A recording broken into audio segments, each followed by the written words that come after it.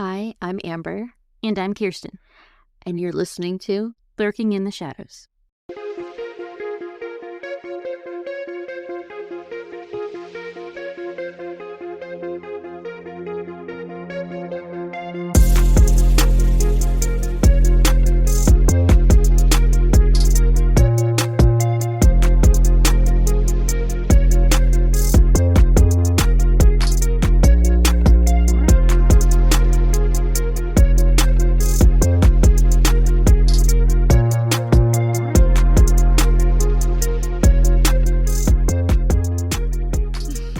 Hi, everybody. Hi! Welcome back.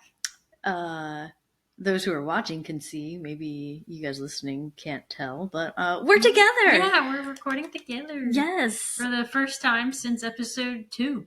Yep. Man, that was a long time ago. It was a long time ago. Holy moly. Yeah. Yeah.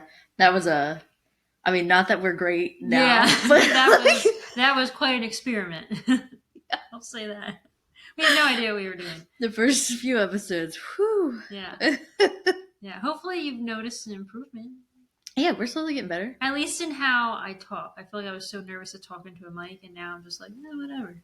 Yeah, I will say I do feel a lot more comfortable. Mm-hmm. I don't know why I was just nervous now that we're together doing it. I don't know why I was like, this is different. It is different. It took us 20 minutes to figure out how to get both of our mics synced. She lying. It was like an hour. Like if we collectively put the time that it has cost us to try and figure out how to freaking do this over 2 days. Yeah. It was definitely... Yeah, we had to overnight ship some stuff from Amazon because we didn't have all the right equipment. This tech thing is bullshit. Yeah. Not our forte. No. But look, we did it. We figured it out. We're doing it. I mean, we hope. It looks like it's working. Yeah, I hope you can hear us okay. I'll know when I edit. God, I mean, if it doesn't work, then you're not getting an episode of us together. Yeah, I guess not.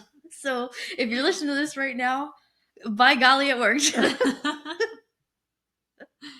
if you're watching on YouTube, as you can see, there's a little creeper visitor in the background. Yeah, we can't control that. Yeah, she's nuts. Yeah.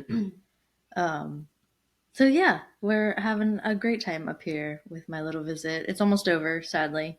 Yeah, 2 more days. Yeah. But we are pre-recording for this episode. So this won't be released till November. The last Thursday of November. Yeah, so you're listening to this. Happy Thanksgiving. Yeah, happy Thanksgiving. I hope you're all eating some good food and that you don't have to work. Yeah. Yeah. Enjoying your holiday. Mm-hmm. Save your money. Don't give it to corporate companies. Yeah. Get ready for Black Friday tomorrow. Yeah. Watch some football. Yeah. Hell yeah, brother. Oh, and it's my birthday. Hell yeah, brother. My birthday is sadly on Thanksgiving this year. Yeah, damn. At least you get fat on Thanksgiving. Somebody cooks you a meal. Mom and Dad will probably cook. That's true. Yeah. So, yeah. So I'm gonna be talking about a Thanksgiving Day disaster. Yay! Let's get started. So, all right. In 1897, on Thanksgiving Day, fans of Stanford Cardinals and Berkeley were getting up for a college football showdown. By the half time, the Cardinals were leading by 16 points. But the score was the least of J.C. Wyer's concerns when he was attending this game. J.C. was the contractor who was hired to build the stands that these fans were standing on. The specific area of the stands that he was concerned about appeared to be crowded with upwards of 15,000 people when it was only built to withstand about 10,000 people. What? Yeah. Why would they let that many people up there? I think back then, I mean, I don't think anybody at this time was regulating anything. I think it was kind of just... What year was this? 1897. Oh. Yeah. So, yeah, I don't think anybody was really regulating that. But back then, he cared about his job. I mean, he was sitting there able to see that there was an impending disaster, So he also witnessed people climb the fence so that they didn't have to pay to get in, and then they set up on the roofs of the stands. And these roofs were only built to like block out the rain. They were not intended to hold the weight of people's bodies. Okay. Yeah. He tried to stop the impending disaster by warning the students that he saw that he thought were possibly in charge. And he even shouted warnings to the fans that were standing in the stands, but his cries were ignored. While JC watched with anxiety as the game slowly came to an end, with seconds left on the clock, a horrible crash caught JC's attention as he watched the roof over the grandstands collapse under the weight of all the people. Absolute chaos happened. Next, fans rushed from the stands to the field. Scared people were jumping fences and battling for an exit to get away. Others rushed through the rubble to hopefully help victims. Digging through broken beams and twisted metal, some were found unconscious and bloody, but most were unhurt. Okay. Rumors flew through the crowds about the staggering number of dead, but this wasn't true at all. Actually, when everyone was dug from the wreckage, it was found only a 10-year-old boy who was thrown from the roof needed to go to the hospital. A witness whose wife was struck in the head by a beam is quoted saying, "How that many people were not killed or maimed for life is simply miraculous." Yeah, that is surprising. Yeah, and also like saying that the 10-year-old boy was the only one that had to go to the hospital, and then hearing a witness who got struck in the head with a beam. I think it's also a different time. You know, like we're not going to the hospital back then for things that maybe unless you're dying, I guess. Yeah, like it's a different time for sure. So now, only 3 years later, coincidentally, on Thanksgiving Day again, on the West Coast, back in 1900, the entire town of San Francisco was pumped for the upcoming game again. You said 1900? 1900, so yep. So we were in 1997, now we're... 1897. I know, I wrote that 1,000 times and I was like, make sure you say 18. But no, we're in 1900 now. And many of you listening may have some traditions like family with your family during this time of year. You're probably listening to this, hopefully either already did them or you're going to do them. But we all gather at my house with my mom and Nan cooking away, and the smell of turkey and pumpkin pie is in the air while we all have the Thanksgiving game on the television. I love pumpkin pie. Hell yeah, brother. Give me some green bean casserole. I'm a controversial one. For the town of San Francisco, this game was a little different. The hype between the rival teams grew every year since longer then, but every year their rivalry grew. The Stanford Cardinals and the Cal Barkley were throwing down at the San Francisco Recreation Park on November 29th, 1900. This tension had been building over the years, and even back in 1892, future U.S. President Herbert Hoover had bets in on this game. He showed up ready for the showdown until that he realized that he was responsible for bringing the ball for the game. Oh. And he had forgotten it. Oh, no. I can get technology. He had one job. I know. So when he figured out that he was responsible for that and forgot it, it delayed the game, of course. Stanford wound up winning that night, bringing Hoover in around $30,000 in winnings. Wow. He is quoted saying, quote, "I had never seen $30,000 before," which that is about $1 million in today's money. $1 million is won in a bet of a football game. In 1898, during another showdown, Mayor James Phelan offered up 2 bronze statues to the winners, and this time Barkley won, taking home the trophies and adding it as their first piece of art displayed on their campus. So at the 1900s game, this was another huge opportunity for Berkeley to take another trophy home. Local businesses capitalized on opportunities to sell merchandise, repping dark red for the Cardinals and blue and gold for Barkley. This game had a 10-7 odds on the Cardinals that they would win, so nobody expected it to be like a blowout or anything like that. They anticipated a pretty good matchup between them, and around 19,000 people filed into the stadium to watch the game. And that was the biggest crowd that they had had so far. Okay. It was $1 to attend this game. Wow. Which is around $40 nowadays. Now, and I didn't look up what a college game would be to attend now, but I bet $40 is probably a good deal. Yeah. A lot of fans, from both teams, were unable to afford the price, back then. But that wouldn't stop these fans from enjoying some pigskin. The area around the stadium was an industrial area with a bunch of factories and local businesses around. There were also a lot of Irish and German immigrants that lived around the stadium. The stadium is located on 16th Street, and in 1906 an earthquake destroyed it, so it was rebuilt in another location. Across the street on 15th Street was a newly renovated small business called Pacific Glassworks. The entire month of November, the owner was getting the store ready to crank out some products that Monday after the holiday. The building had two separate 100-foot long sections, each with a furnace in each section. Okay. So you know what a furnace is, right? Yeah. So, and we're working with glass here, so like an industrial size type of thing. The building was also surrounded by two different fences. On one side, you have an 8-foot wood fence topped with 2 feet of barbed wire, and on the other side was a 12-foot fence. And on Thanksgiving Day, one of the furnaces were kept hot over the weekend. The furnace was heated by oil that was fed through pipes that ran along the side of it.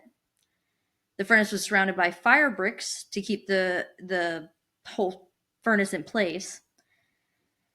It was 30 feet by 60 feet and held a peak temperature of 3,000 degrees. Yeah. With 14 tons of molten glass that they kept hot over the weekend inside because they were getting ready to make things. Yeah. So they kept it going. The fire bricks surrounding the furnace held a temperature of 500 degrees. So it's hotter than hell in there. Yeah. The workers at the glass shop tried their best to keep people from coming into the business to watch the game on the roof. And this is where the vent for the furnace was. And the roof, again, was not built to hold a lot of weight. The stands started filling around 10:30 that morning, with the game set to kick off at 2:30. Between 500 and 1,000 fans crowded the glass store to watch the game on the roof of that building. Why would you want to watch on the roof? They couldn't see. Like, they had to, that was, one of the buildings with a prime view. You can't get in, well, then you don't get to watch. Sorry. Oh, man. Well, and I point this out later. My foot's already asleep. I point this out later. All the victims are men and young boys. So, yeah. I mean, not to, sit here and stereotype, but you got to keep your men from that football, you know what I mean? It's not, yeah. And also, a whole crowd was doing it. 500 to 1,000 people, you see that many people doing something. You're going to join in. Yeah. People are followers. Yeah, we just made a line ourselves the other day, having no clue. Yeah, right. We did. We started a line, having no clue if we were standing in the right spot. Yep, and then 30, 40 people lined up behind us. Yeah, so we right there. So people start They follow. Yeah, they're gonna follow in. That's a perfect example. One of the men who was on the roof with everyone is quoted saying, and this is kind of morbid because of what happens, quote, "All of us were laughing and jesting, and some of the fellows said, if this thing breaks, we'll all go down together." End quote. Could they not, was the roof hot? Could they feel that from the building below? I mean, I would think it would be. I would think it would be warm. Feeling some sort of heat, I guess, yeah. I would think so. You know what that I mean? would make me nervous alone. Just feeling warmth. Mm-hmm. Yeah. Because the furnace, like the exhaust is coming right out. Yeah. That has to, it's Yeah. 3,000 degrees Yeah, inside. You cannot yeah. tell me that They thing's had to have not. felt that. Yeah.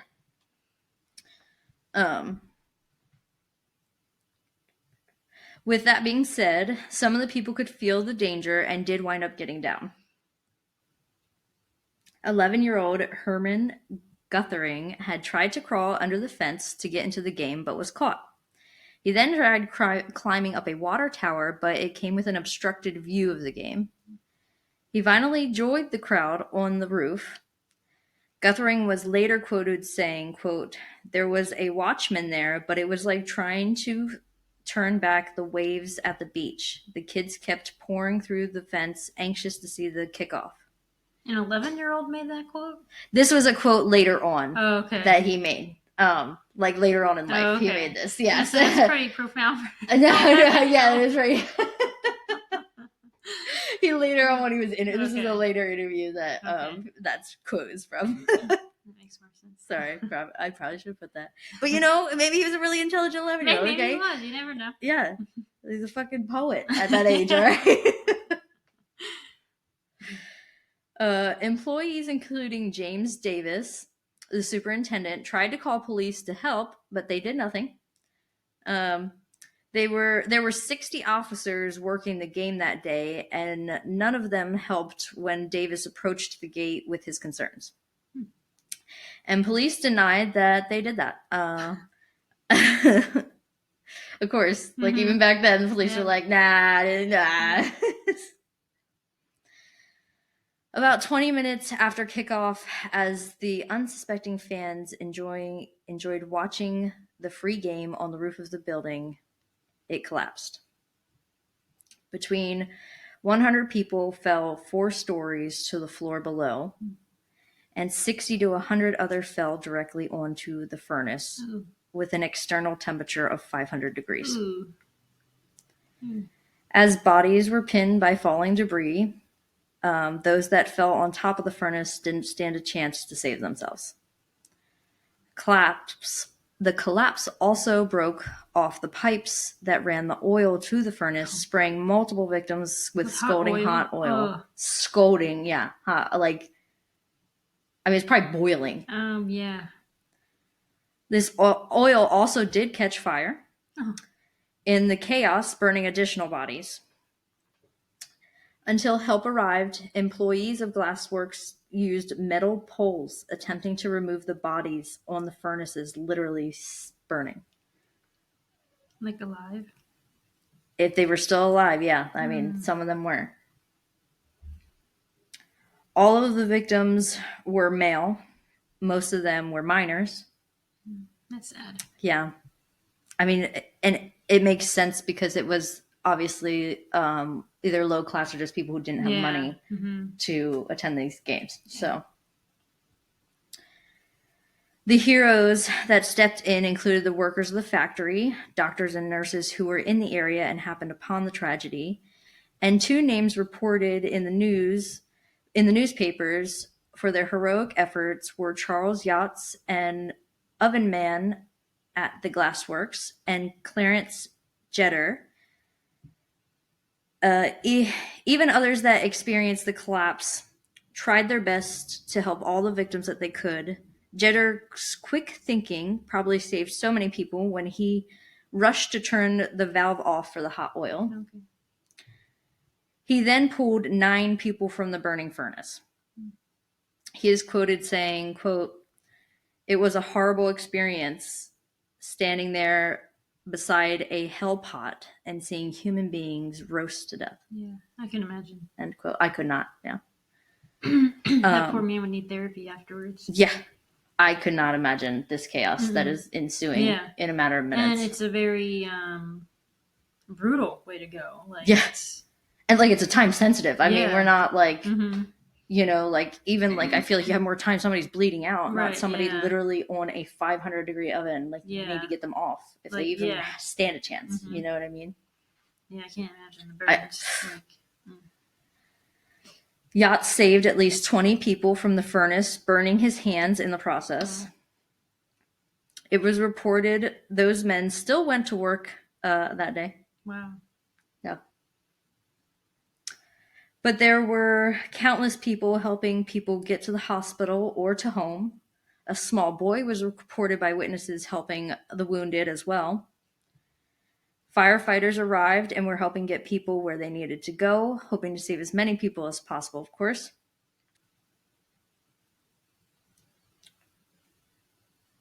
A firefighter named T.J. Parker was making his way through the bloody bodies of the injured when the delicate features of a 10-year-old boy caught his attention. It took Parker seconds for him to realize the bloody boy was his son, Francis. Oh, no. Yeah. He was rushed to the hospital where they discovered internal bleeding, a skull fracture, and a broken arm. Wow. I couldn't confirm if he did die, but he was not among the victims that I could find information on. Okay. So I'm hoping that he Yeah. he recovered. Hopefully. Because I'm hoping that I got the proper information of the victims here. Yeah. I couldn't confirm blah blah blah. Oh, I said that right. I couldn't confirm if he died or not among the information. Many firefighters, including off-duty fireman John Blythe, were helping victims still trapped in the rafters of the roof. A survivor relived that day saying, quote, "Bodies were falling like hail. As I clung there, I saw the poor fellow who had been chatting with me strike the furnace. He curled up like a worm in the heat." Oh. End quote. Is that not terrible? Yeah. That's horrible. Oh. That's sickening, right? Yeah. That's to picture, like, I have a photographic, like, picture memory type Mhm. thing, and my imagination, that's terrible. Was that just him, like, giving up here? I'm gonna die. No, I bet it was so hot it cooked him. He had to like Mm. literally, it probably was so hot it hit him. It was an unconscious decision to Yeah. curl up, Yeah. like a dying fetal Mm. position, like being plunged into ice water. Mm-hmm. You want to curl up, Yeah. probably the same thing. Probably.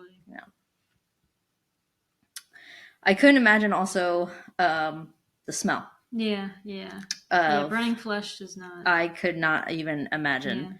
Because it's not. That's probably like the burning flesh probably permeated the air, but like also like it's a burning building, like everything's falling down around, like it's chaos. The community really came together, getting people to the hospital, even on horseback, or anything with wheels they used to get them to the hospital. But the hospitals were quickly outnumbered with patients. They called all hands on deck for the staff and even asked for volunteers.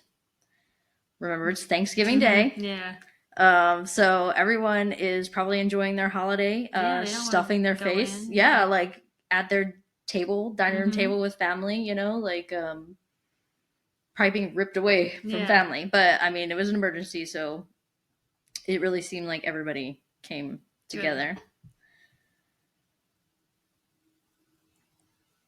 People from all walks of life volunteered, learning how to dress wounds and help any way that they could. So again, another example of it being a different time, where people just didn't off the street. You can't do that now, like liability and all that stuff. Back then, it was like, here's some bandages, bandage this up.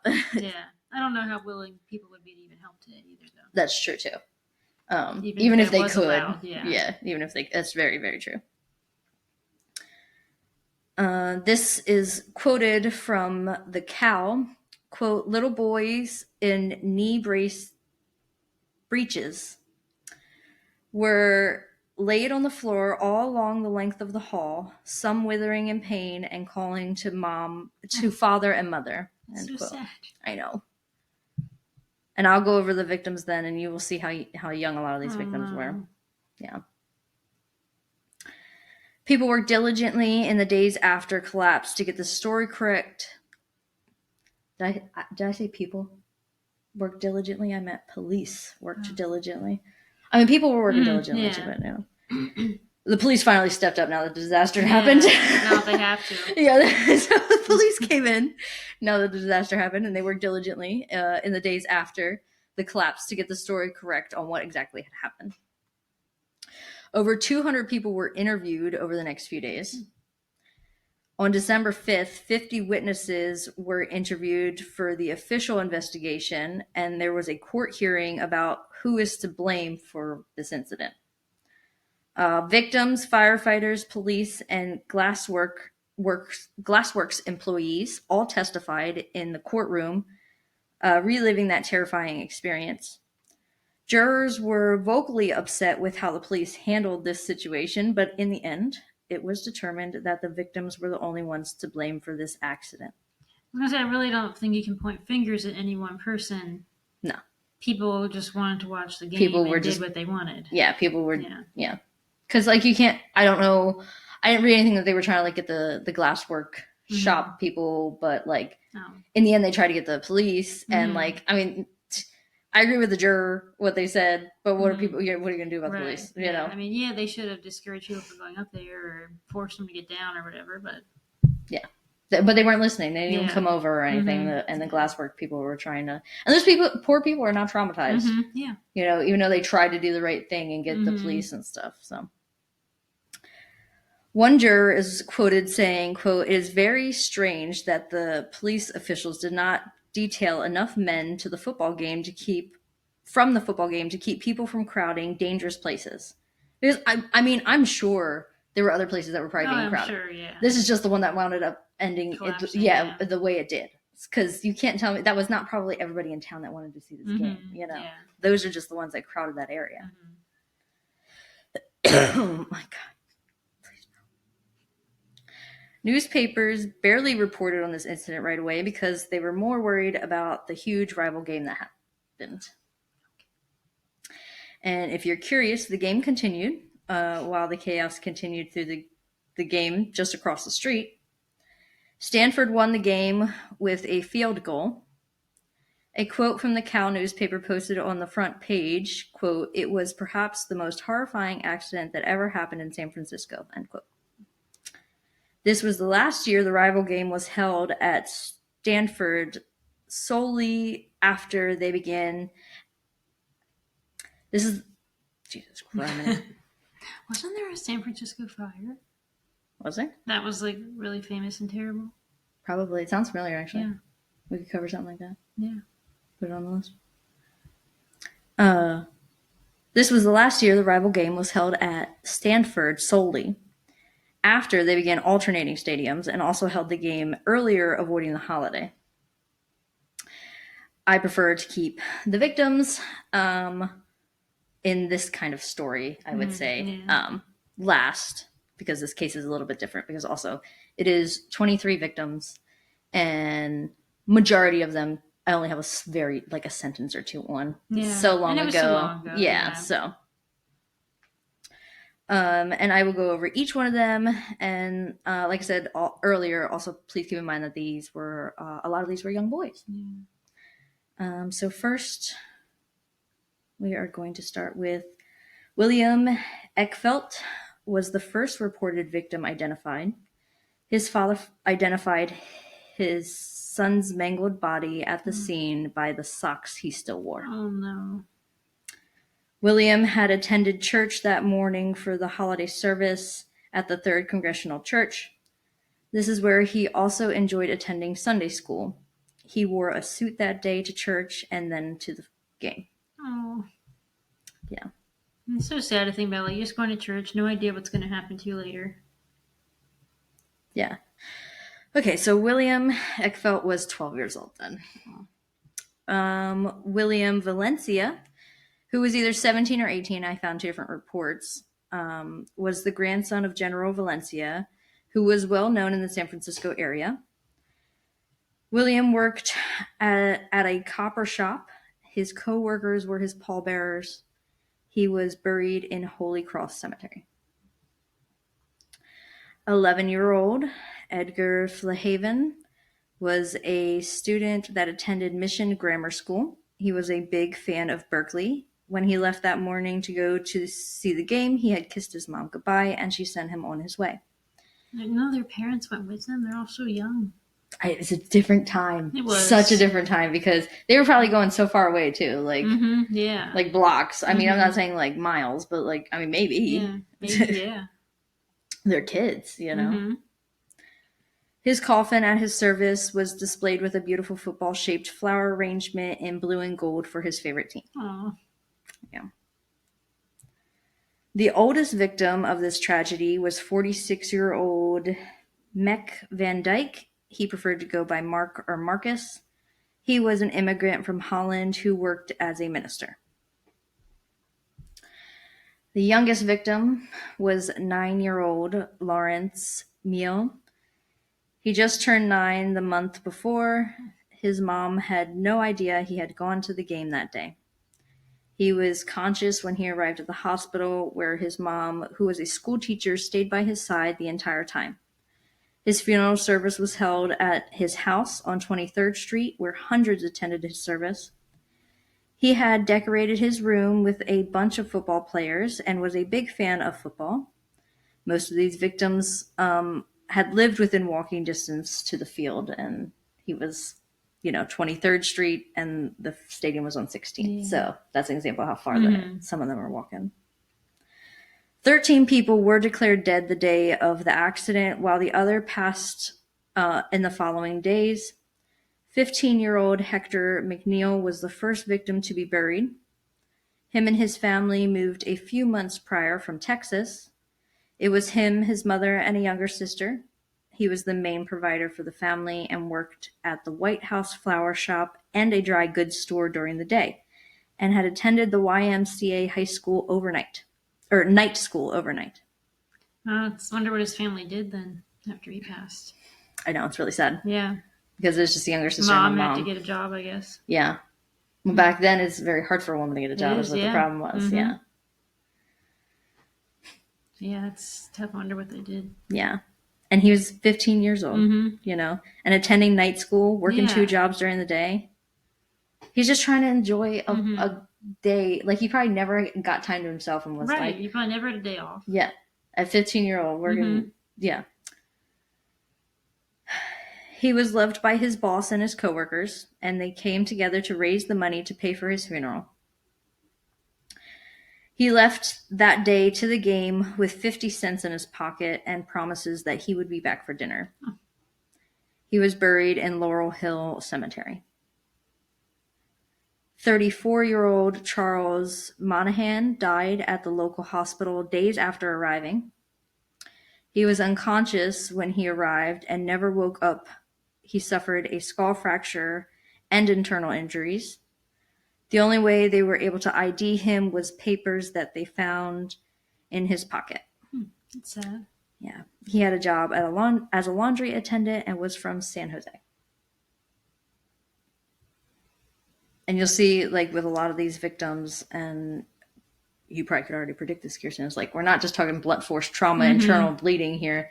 The burns start coming up later, too. Like, right now, it's a lot of skull fractures and people who probably fell 4 stories. Yeah. Because I know, like, we focused a lot on the furnace, but people who didn't hit the furnace fell 4 stories. Yeah. That's a long distance to fall. And he probably got, like, knocked out right away. Yeah. When he landed.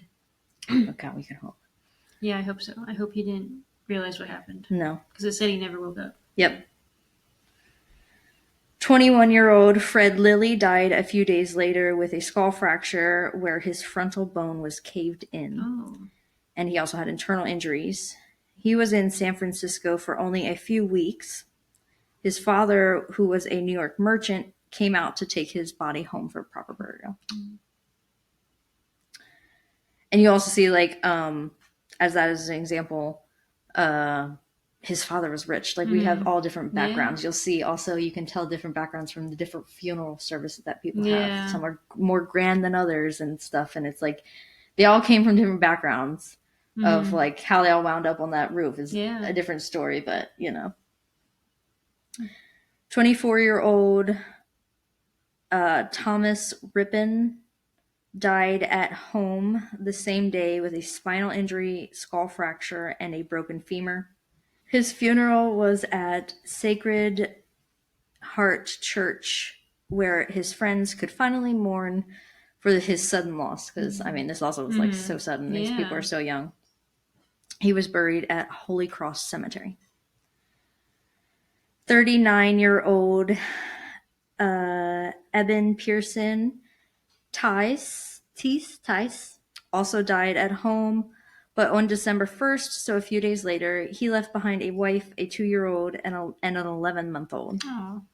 He worked at Hazlitt Warehouse Company. His co-workers were his pallbearers.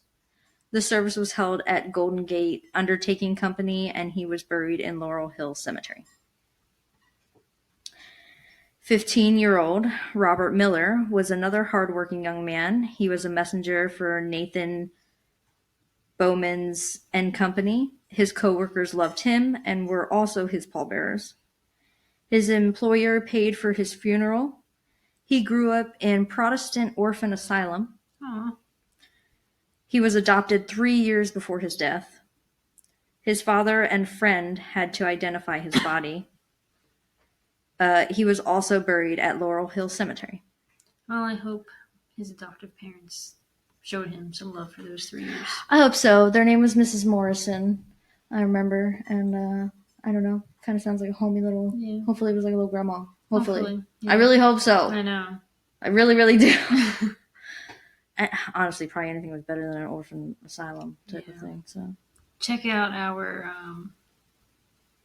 haunted lakes and orphanages episode to hear some crazy stories about an orphanage. Yeah. Mm-hmm. Yeah. And an asylum. Yeah. Both. The only info I could find on 38-year-old J.A. Mulroney.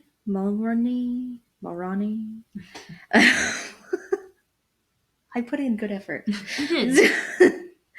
One of those has to be right. I'm probably way wrong.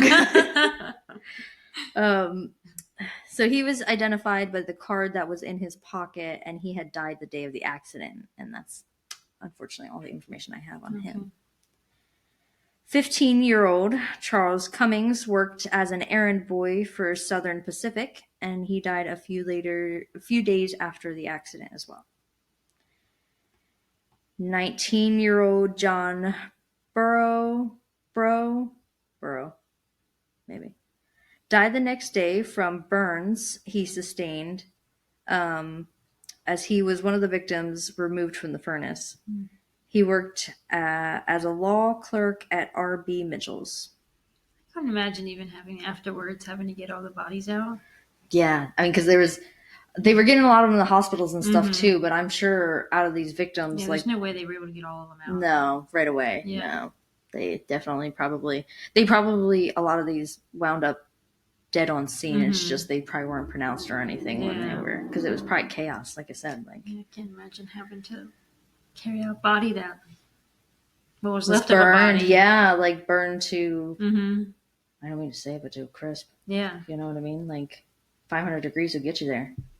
Yeah. Like, holy shit. Yeah. I couldn't imagine being trapped on that. Does it sound like a lot of these funerals were in caskets? Yeah. So. Yes. I guess there was something left? Yeah. I mean, but I think it was just like probably a lot of burns. Yeah. I mean, you can still have a full body and be totally burned type of thing. And I'm wondering if that's what a lot of it was. I mean, skin starts to melt. I know, but remember in the beginning, James Davis, the superintendent, was using a metal poker to try and get bodies off. So maybe some of the people who, even though they died, but he was able to get them off where they weren't like totally cremated type of burn type of thing. And he said he saved 20 people. It didn't say like, we have no idea. Hopefully all those people lived or whatever, but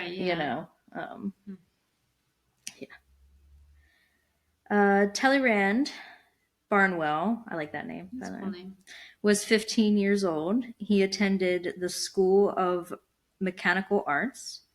He was one of 5 children, and it was his youngest brother who identified him.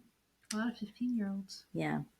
Yeah, I feel like it's an appropriate age for boys to start being into football like that.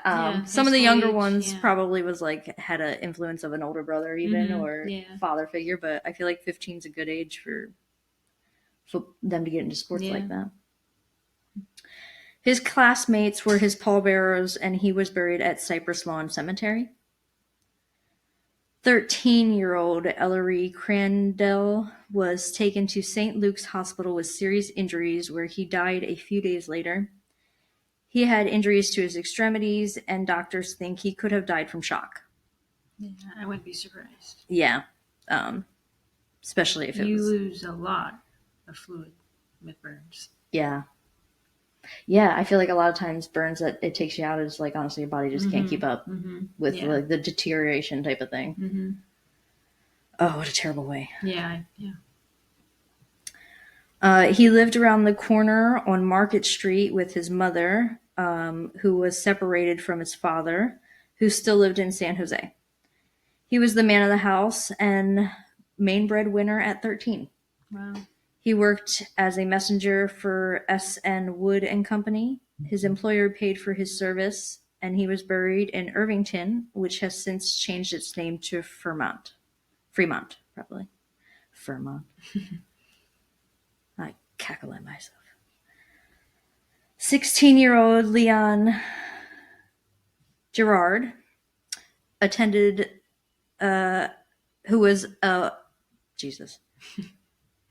I know I wanted another word in there. 16-year-old Leon Gerard was a schoolboy who lived around the corner on Mission Street, and he died the next day. He was born and raised in California, and that was all the info I could find on him. My foot's asleep again. 15-year-old Robert Harrison had traveled across the country from what I believe to be Iowa, because that is where he is then buried. He was thought to be a runaway at first, but his parents stated that he wanted to see the West Coast. So him and a friend traveled to Topeka, Kansas. He wrote his parents a letter from there, talking about all the adventures that he had experienced and that he planned to return home after the game. His father had thanked the city for taking care of his son's body afterwards, because, It's a young age to travel across the country. And I mean,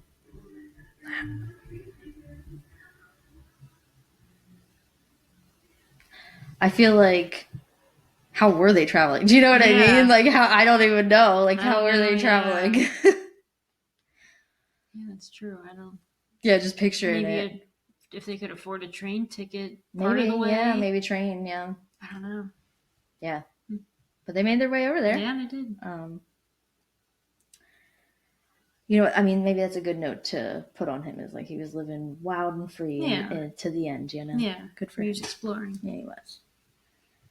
16-year-old Dante Monaco suffered a skull fracture, dying the next day. He attended Lick School. He had a brother, sister, and his mother that he was leaving behind. 15-year-old Virgil Newby was an only child raised in Dixon, California. He had a very big funeral in Dixon at the Baptist Church. Why do I keep saying today? There was a procession of the Knights of Pythias and Foresters of America when he was buried at IOF Cemetery. The Dixon and the Danville Band also played at his service. So again, different backgrounds. Yeah. I mean, because that was a big old grand service that he had and stuff. And maybe, I didn't look it up, but maybe Dixon's a very rich area. I don't know. Maybe. 15-year-old Moses Odenstein was found in a condition I could only find described as mangled. He was taken to Receiving Hospital, where he died the next day. He lived on Folsom Street and was born with a medical condition that caused one leg to be longer than the other. Cornelius McMahon was a 12-year-old student excited for football. He was taken to the local hospital, where he died the next day from his severe burns and skull fracture. His mother never left his side and said he was so excited about the game that he didn't sleep the night before. St. Dominic's Church is where his service was, and he was buried at Holy Cross Cemetery. His classmates were his pallbearers. The final victim of this tragedy died 3 years later. 28-year-old Thomas Pedler. He suffered a spinal injury that day and endured years of surgeries, pain, and the amputation of both of his legs. Oh, man. He eventually died from all of these complications, adding to the final count of 23 victims. That's sad. He just suffered for 3 years. For 3 years, yeah. Them trying to, like, back then, trying to fix him. Mhm. Because, like, they had no... Yeah. I don't mean it, but they had no business doing spinal surgeries and stuff like that back then. Yeah, you I know. agree. So, poor thing suffered for 3 years like that. There is no more memorial for this tragic event, and even the graves of these victims are hard to find. There was a failed regulation. There were failed regulations to keep up with graveyards in San Francisco, so they were left to rot away. Wow. And a lot of the graves have no headstones and are impossible to find, unfortunately. It's terrible. Yeah. And that is the tragic story that I never knew about. It's an understatement. I enjoy my football. I'm not a big college football person, but I had no idea that there was like big tragedies like that, especially happening on Thanksgiving. Yeah. So very sad. Yeah, and a lot of victims in that one. Yeah. A lot of young victims. Very young. Yeah. So it's kind of a heavy episode. Yeah, it was. Yeah. Well, happy Thanksgiving. Yeah, go enjoy that. What's it called? Tetra. Whatever that stuff is in Turkey. Oh, yeah. I can't think what it's called. Yeah. We'll go take a nap on that. Yeah. Well, thanks for listening. I hope you enjoyed this one. Yeah. And maybe we'll do a Christmas theme. I don't know. Yeah, we're looking at we'll probably do some sort of Christmassy true crime episode. Yeah. So next month. There's something to look out for. Yeah. Make like a shadow and follow us on Facebook, Instagram, and YouTube at Lurking in the Shadows Podcast. Check us out on TikTok at Lurking in the Shadows Pod. Any questions, concerns, or case suggestions, shoot us a Gmail at Lurking in the Shadows Podcast at gmail.com. And keep lurking around for our next episode. Bye.